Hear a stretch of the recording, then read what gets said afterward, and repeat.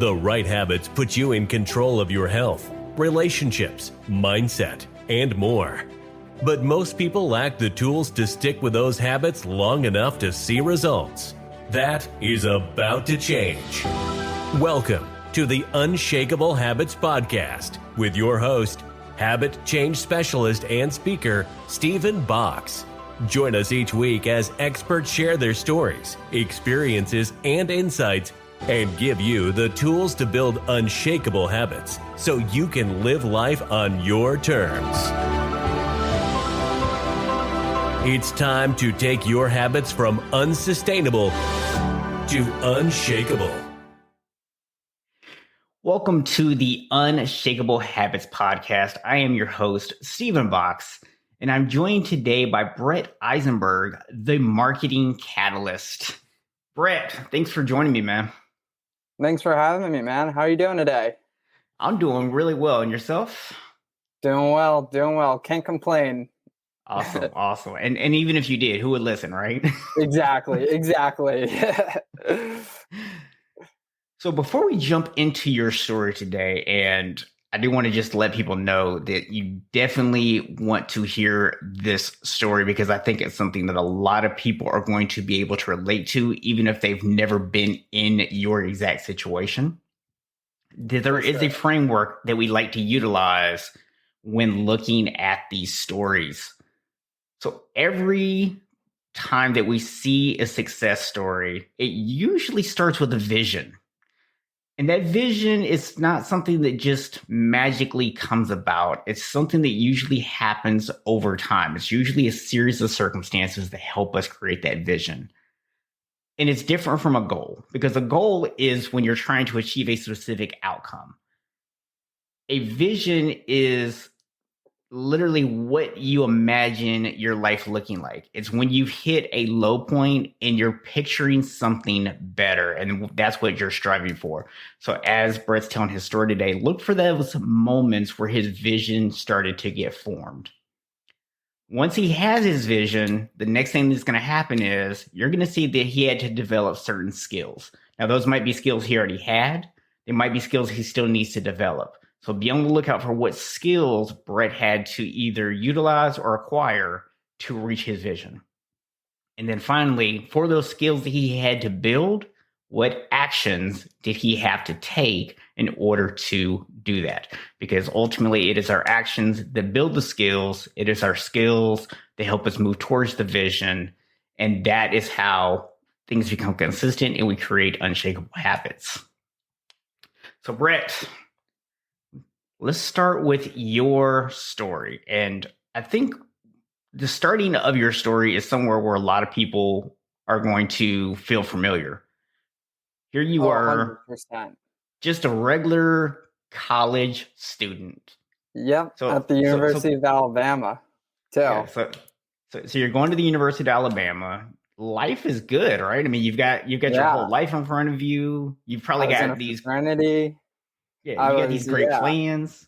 Yep, I was heavily involved in all these organizations, and but the thing is, on the side, I developed that small thing, which was actually ended up being a huge thing, which was a $10,000 gambling debt that I kind of completely brushed off to the side. Like, if you knew me at the University of Alabama, would have no idea that I even had that issue, because I just completely lived my life and just put it behind me without even focusing on it until I kind of had to face that issue. So let's rewind there for a second. So I mean, you can't just dump on everybody that hey, I was $10,000 in gambling debt, right? How did that happen? Because I know this is something that you have a little bit of passion about is educating, especially younger people, on the dangers of gambling, because there's so much pressure out there and we don't necessarily see it. So kind of take us through what happened with you. How did it start? So I really actually kind of started my senior year of high school, just throwing little $15 bets on the Phillies here and there, just regular stuff. And then I started moving to college. and I just really started getting involved. I was throwing for college football. I would end up betting what they would call the line. So I would throw on almost every single college football game on Saturdays. I'd be throwing almost thousands of dollars at a day. It was extremely unhealthy. I was living on edge like every night watching games, like hoping that like waiting for like the agent to text me asking for the money. So it was just like a super unhealthy way to live. But at the same time, I was also living this whole another life, focusing still somehow getting schoolwork done and also like having a social life, like living my life as like a regular fraternity and a regular student at the University of Alabama. So it was very like crazy how like I just went from like just those small bets to like all of a sudden betting thousands of dollars at like a time. Yeah. And it's funny that you mention it that way, because one thing that I always try to teach people when it comes to habits, I mean, if you think about a habit by definition, it's something that we do on a routine basis, oftentimes without awareness. Yeah. And, we want to think of, habits as, good or bad or whatever. But the thing is, the difference between a good habit and a bad habit is whether it's beneficial to you or not. Outside of that, there is no difference between the two.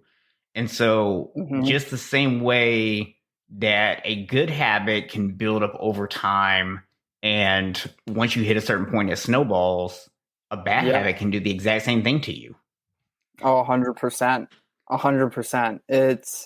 It's really like and that's why I realized, because I went from having that like constant like betting mindset, like I'd be like in class, like end up throwing bets, to like when I came home and had to start working and paying that debt back, to just working constantly 50-hour weeks at Chick-fil-A. Like they asked me to stay, I'm in, like constantly working, constantly grinding, just to like, even though it was minimum wage and it was step by step, it was just anything to try and like get to that point. And that was like just what my mindset, my focus was on. Yeah. Now, when you talk about, getting out of this debt, I mean, you kind of talked about how you had to, come back home, you start working at Chick-fil-A full time, and you're putting in all these hours to try to get it paid off. But what did it look like when you finally gained awareness of the problem that you had? Like, how did that actually come about? So it actually came about when I was actually just continuing to live my life during the summer. I was in New York, and one of the people who I owed money to actually reached out to my brother. And my brother was the one who like was like, okay, this has to be a serious issue. If this is just one person reaching out to me, how many more else could there be? And then from there, he reached out to my mom. We all had like a huge discussion about it. We worked out how I was going to end up paying it off and what I was going to do to like pay that back. And I understood that it was going to take time. Like it was a $10,000 like debt. Like it's not something that like any college student's able to just like kind of pull out of their pocket. So so I ended up just like working to pay that back, just constantly, like I said, just that mindset of grinding, working hard, and that's all I like put my mind towards. Yeah. So talk to us a little bit here about what did that moment feel like for you? I mean, now, first of all, I have to ask, was this like just like some guy that was just like politely calling and saying like, hey, your brother or your son owes us some money? Or was this like hey, we're going to like take him up and like hang him off the side of a building upside down kind of thing? Like what? No, it wasn't like a threatening call. It was like yeah, because it was like friends of friends of friends. So it was like they weren't going. It was like we just want to let. It wasn't like I owed all the money to one person. That was the issue. So it was like it was almost a couple hundred to this person. So he was like, hey, like, I just want to let you know, like, your brother has owed me like a couple $100s for a while. Like, Yeah. so I mean, like, when I look back on it, I'm almost like thankful, because when I look at the situation, like, as much as that was like such a stressor, that was like on my shoulders, I wasn't able to like really enjoy my summer or really enjoy kind of my year fully because I had that. So once like all that was out and I had the mindset of just working to pay that back, it was like a huge because I really didn't tell like a single person what was going on because I didn't really know where to go. And I'm glad that you mentioned that, because I think something that a lot of times people will struggle with is they have a hard time with a certain habit. And what ends up happening is they think they can fix it themselves, right? We always think we can fix it ourselves. Yeah, 100%. And oftentimes we can't. We have to reach out to someone. So whether that's a professional coach, whether that's a family member, a friend that we can, confide in, whatever the case is, we need an external support system, at least in the beginning, because we are now in this pattern, and it's very hard for you to become aware and break a pattern on your own. Exactly. Kind of talk to me a little bit about what did it feel like when your family first found out about this problem? Like, what was going through your mind as they're coming to you and kind of confronting you with what was going on? I didn't really know what they were necessarily thinking. Because I think for a while, because I was like hiding like stuff money wise, I think like my parents honestly thought I was like into like selling drugs. But I think like once we had the discussion, like after the discussion, I just kind of laid everything out on the table. And we had everything like kind of figured out. It was a little bit more comforting because, well, not even a little bit, a lot more comforting, because it was, like I said, it's like something that I was stressing about, sometimes losing sleep over, like for over a year. So when I got to the point where like I had it figured out, at least I know what I'm going to do. I have a plan, and I had this vision of how I'm going to pay this off. Like that was like kind of the step one towards like my goal ultimately. Yeah. So for those who are listening to this or watching us over on YouTube, my key takeaway for you here that I want you to write down is that you need a strong support system. So if you have a family like Brett had who is very supportive of you, that is obviously a fantastic thing to have. Not everyone has it, unfortunately. So if you do find yourself in a position where that's not the case, either surround yourself with friends who are going to support you, seek out the help of professionals, whatever you need to do. But if you find yourself in a situation where you are really struggling with something that is holding you back and preventing you from living the life you want, you need to surround yourself with a strong support system first and foremost. Do you agree with that, Brett? Oh, 100%. I mean, without a strong support system, you just kind of feel alone, because that's almost how I felt like throughout the entire like situation. But the entire time, like I wasn't alone, and I could have relied on everyone else. However, I chose not to, because I almost wanted to figure this out by myself. I didn't want to involve everyone, or I thought I could, because I was 20 or 19-year-old college student thinking that like I was invincible. And for those of you who are 18 or 19 or will be soon, please understand that we all thought we were invincible. Yes. None of Yes. us were. You're Nope. not either, Nope. unfortunately. Nope. Yeah. I It, wish. it's a bit of an ego blow, but it is absolutely necessary to understand that you are human like anyone else, and that Yeah. you're capable of doing some miraculous things in life, but you're not capable of Hmm. doing everything.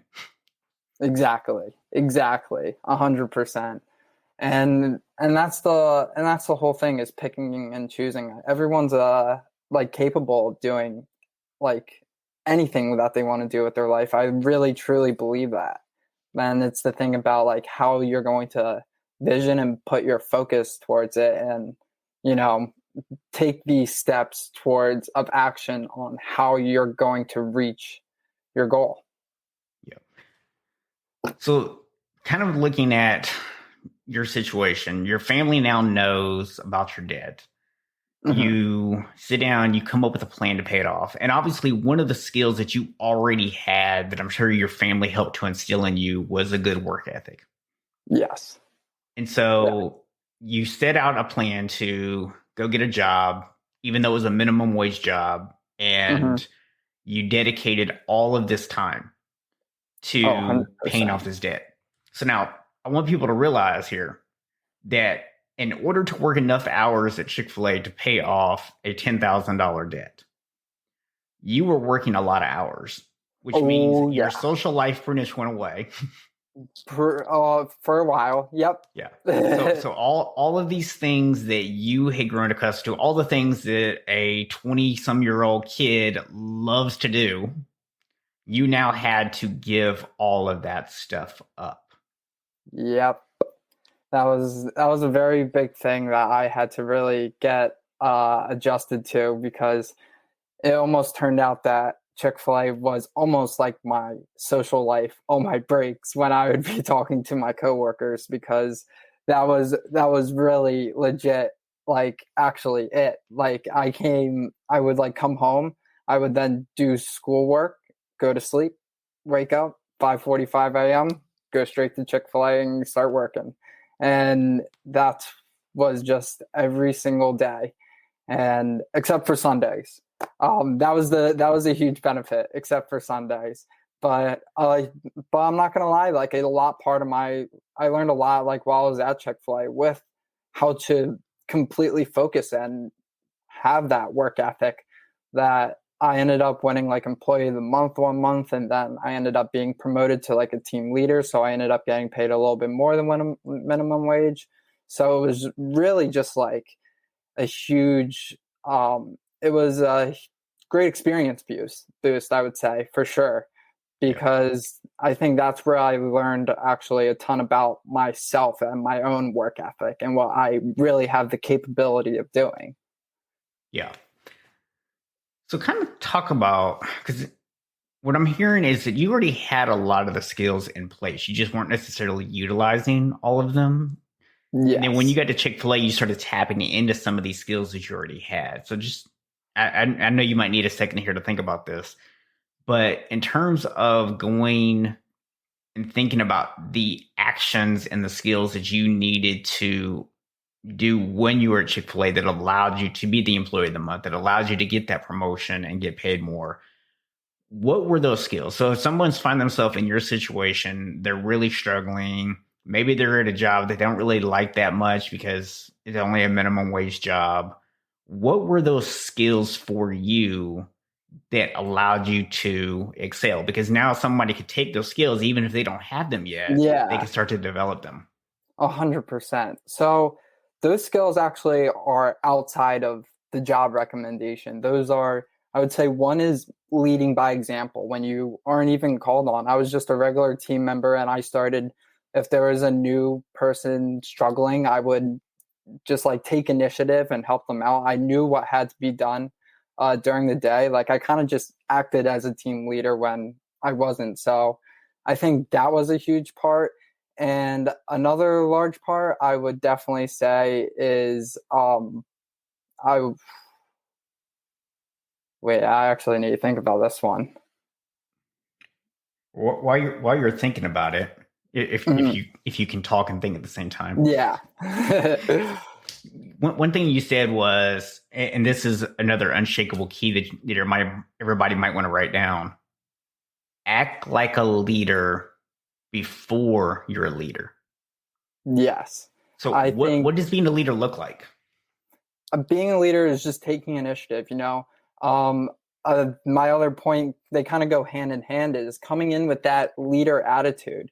I mean, it's completely over the top, but I mean, it might not be my attitude outside of Chick-fil-A. However, when I walked into that building, I would walk in there with a smile on my face. I would say, "How's everyone doing? Like who's ready for a great day?" And just kind of taking that initiative to kind of set up that culture into like that whole kind of make work not that miserable, like I'm ready to clock out, this isn't so bad, you know, Yeah. like we're having kind of some fun here.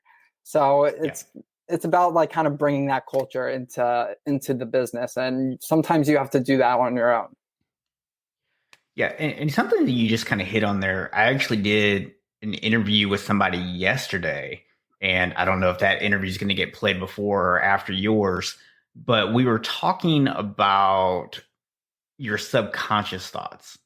And a lot of people, when they try to do positivity, it's surface level. So it's like, oh, I'm going to go to work and I'm going to try to be positive. But the thing is, Yeah. if deep down, if you hate going to work and you hate your job, you can do all the positive affirmations you want. It's Yeah. not going to do you any good. So Yeah. really what you developed wasn't just a positive mindset, but it was literally you became like an entirely different person when you went to work. You embodied this leadership ideal. You had a vision, we could even say, for Yeah. what a leader should look like.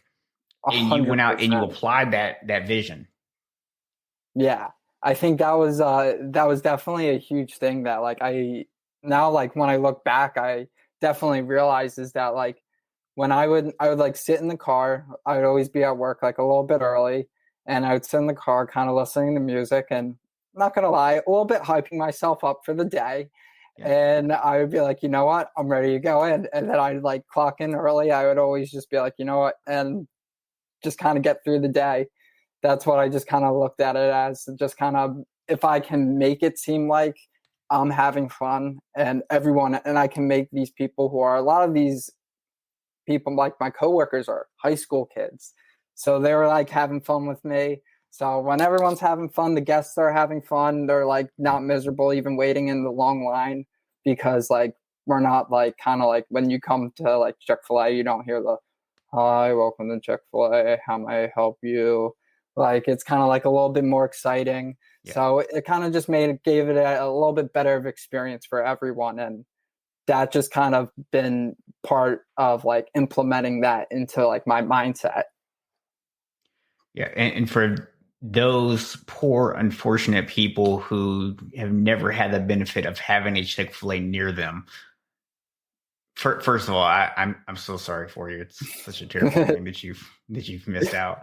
But Chick-fil-A is known Yes. for their customer service. They're known for how friendly the staff is. So what Brett's talking about here is not just his own beliefs, but the company culture certainly helped out with that, which Yes. kind of, I think, highlights another important thing, which is not only do you need a strong support system, you need to put yourself in environments that actually are conducive to what you want to accomplish.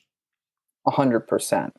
And another thing is that goes along with that experience at Chick-fil-A was kind of like tapping into a little bit of what my interests were. They kind of let me, when I became that team leader, they kind of let me look into like different aspects of the management. We had someone who was in charge of marketing who like sometimes that I would be able to talk to about like what she does, or whoever was in charge of like um, employee relations. Like I would always be able to talk to them about what they do, and it was just a really overall pretty really good experience to be able to tap into all those different fields, and still while being able to take this leadership and make money and still pay that gambling debt back. So it really making that my life for about a year actually turned out to be a little bit of a large benefit.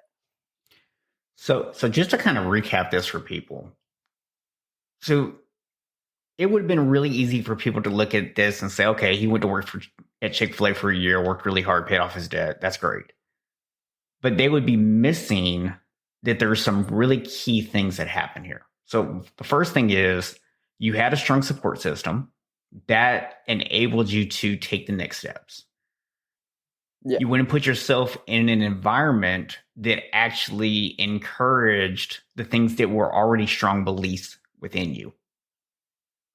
Then you made a decision to not just go in and work, because you could have very easily shown up to work every day with the mindset of, I'm just here to pay these bills, right? Yeah. But instead you went in with a goal to make your life better. And in order to do that, you had to constantly reevaluate yourself. You had to check your attitude. You had to see what your mindset was each day. You had to be intentional about the way you treated other people, the way that you were outwardly toward people, which starts internally. And so you really utilized all of these skills to put yourself in a better situation. And now coming out of Chick-fil-A, you've utilized these skills. You've done them consistently. They've become your unshakable habits. How did those apply to your life after Chick-fil-A? So, following Chick-fil-A, I actually ended up working a little bit at PNC Bank as a bank teller. I really actually did apply those habits, kind of like that attitude. It didn't really get me as far though. I was very miserable. And I then just like really just like wanted to focus on finding my passion. I was majoring in sociology and I had still no clue what I wanted to do. My brother, Greg, he was starting a business called LegalEase Marketing. And he reached out to me saying, hey, like we have some like basic work that like we can have you do, like kind of introduce you to some of it, just like posting and like on social media. And from there, I started tapping into making graphics. I started looking into like certifications with Google Ads. And I really started loving the idea of either like building a brand for someone and almost marketing and managing their social media. Like whether it's like cutting podcasts and making like graphics for them or creating thumbnails, just going from there, just managing social media overall. I found like a really strong passion for building like brands. So you found your passion here. What was that moment for you when you kind of realized, you know what, this is what I actually want to do? Like, was there a single moment for you where it kind of dawned on you that you finally found that passion? I really struggled for a lot of it. I was trying to figure out what I was necessarily really good at. And even in the beginning, I was having tons of success with my client. Everyone was reaching out to him saying they either love who would like the social media post or loves the graphics. And from there, I was like, you know what? I can actually really dig making like graphics. I really like putting my creativity to work. Mm-hmm. And managing social media posts. And I love watching like their engagement almost go up, because it's like almost like it's almost part of like my own, like watching my social media go up, because it's like me managing their posts. So it's really like a very like a huge satisfaction of like victory when you see like a lot of success. Yeah, one thing I love that you pointed out there, one of my mentors actually talked about this a couple of years ago, is so often we kind of get caught up in this idea that we're supposed to always say yes to everything, or that we're supposed to be super focused and then say no to everything. And we act like there's no in between, right? Yep. And what he said is, hey, you know what? Early in your career, you should absolutely say yes to everything. Why? Because you don't know 100%. what it is that you're good at or what you love yet. And then once you find what you're good at, that's when you start saying no to things, because now you want to focus on just what you're really passionate about doing. And so I love how when we look at your story, here you are, you're someone, and I don't want to gloss over this. I want people to really understand how this is. You were essentially a college dropout in $10,000 debt. And most people at that point would look at you and say, he's a failure. 100%. And it would have been so easy for you to have just kind of said, you know what, I've screwed up my life. Oh well, it is what it is. I'm just going to sit here and just be miserable for the rest of my life, right? That was an option. 100%. But instead, you went to work, you got the debt paid off. You didn't just take the job and treat it as a job. You actually applied your skills, you learned new skills, you developed yourself, you took on multiple opportunities. You weren't afraid to look at something like working at the bank and realize that you made a mistake and change course with it. And you stuck with it until you actually found what your passion was. And I have a lot of respect for the fact that you were willing to constantly just keep pushing yourself, where a lot of people might have taken that step back and said, yeah, things just didn't go well for me. I got dealt a bad hand, or I made one bad decision. I'm paying for the rest of my life, kind of thing. And you didn't do that. Instead, you're like, hey, you know what? I can push through it, and I can make this happen. No, 100%. I think that a lot of people, when they look at the full story and they see, like you said, the gambling debt and college dropout, they're like, oh, that kid's like kind of has nothing really going for him. However, there's so much more that can happen when you're 19 years old. You can come back from that. As long as you find that vision and you plan out the steps and you kind of go from betting on sports to betting on yourself, and you work forward and you take on the opportunities that you want that can help give you experience in any of the fields that you want in. So I think that really you can't go wrong in taking any opportunity that's offered. Man, I tell you, I think you just gave me the title for your podcast episode right there. Going from betting on sports to betting on himself. That's good stuff right there, man. That is. Oh yeah. If you didn't write that down in your notebook, you need to go and work on your note-taking skills, okay? Like, because that is a golden nugget right there.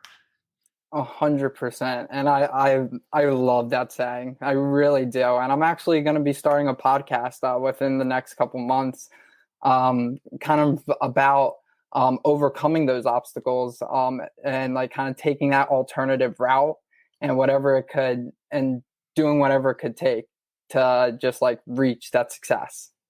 Awesome, man. So Brett, speaking of things that you have coming up, if people want to get in touch with you, what is the best way for them to do that? So I would say the best way to get in touch with me is Brett at LegalEaseMarketing.com. You can find me on LinkedIn at Brett Eisenberg, or on Instagram at Brett_Eisenberg. I answer pretty quickly. So you're more than welcome to reach out for any tips, or if you're looking for any support, I'm always open. And I know one thing that we kind of talked about when we did our initial interview before this was you're really passionate about bringing awareness to the dangers of gambling to young people. So would you like to close us out here with just a message that you want to give to any young people out there who might not understand just how exactly it is that they're being marketed to right now in terms of gambling?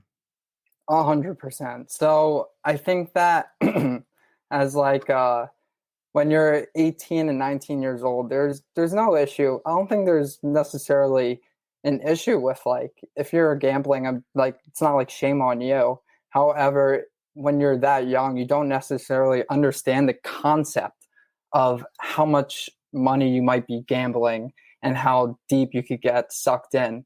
For an example, when you're watching just sports overall nowadays, you see commercials that are just promoting gambling. Do you think like high schoolers and like middle schoolers aren't watching sports and seeing like I can turn $20 for free into $200 if Joel Embiid scores one basket tonight?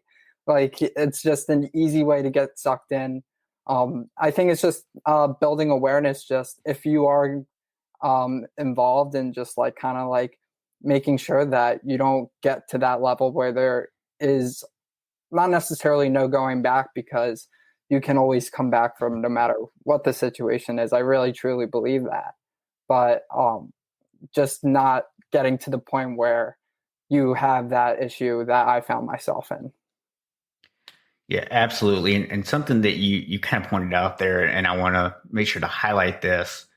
You know, when we talk about creating unshakable habits, these marketers, they understand about creating habits also.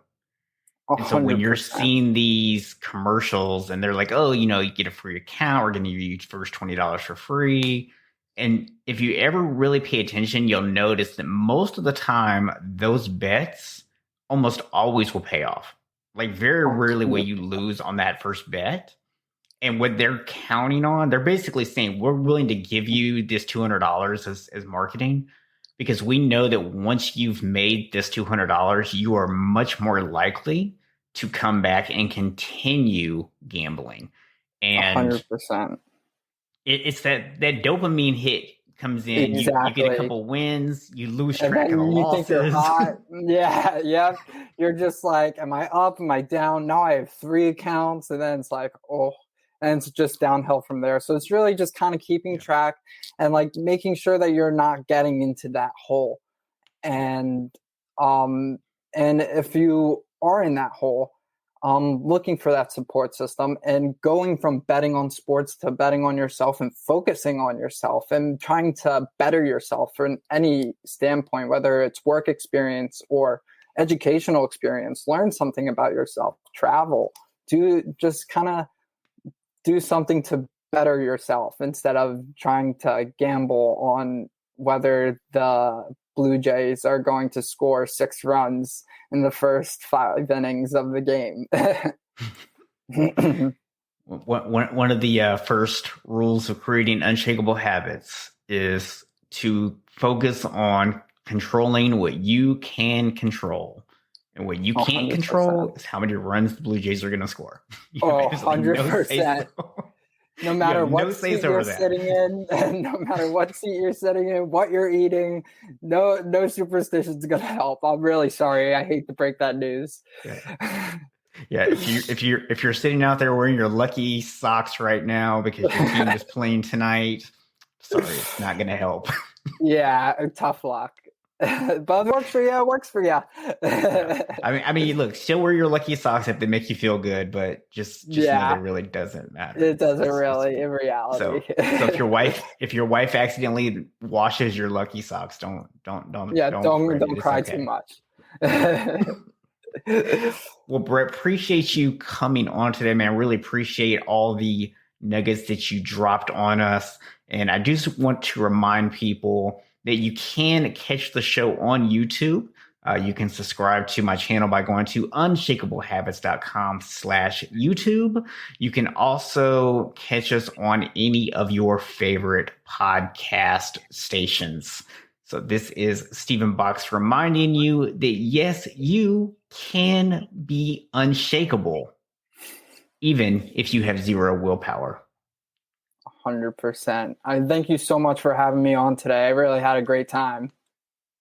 Absolutely. And hopefully we can do this again sometimes, maybe on your podcast in the future. Oh, 100%. I'd love to have you on. All right, we'll talk to you soon, and we'll see everybody next week for a new episode of Unshakable Habits Podcast. Sounds good. Thanks for listening to the Unshakable Habits Podcast. If you enjoyed this episode and you'd like to help support the podcast, please share it with others, post about it on social media, or leave a rating and review. To catch all the latest, please subscribe at unshakablehabits.com/YouTube or on your favorite podcast app. You can learn more about Unshakable Habits at unshakablehabits.com. Until next week, be unshakable, my friends.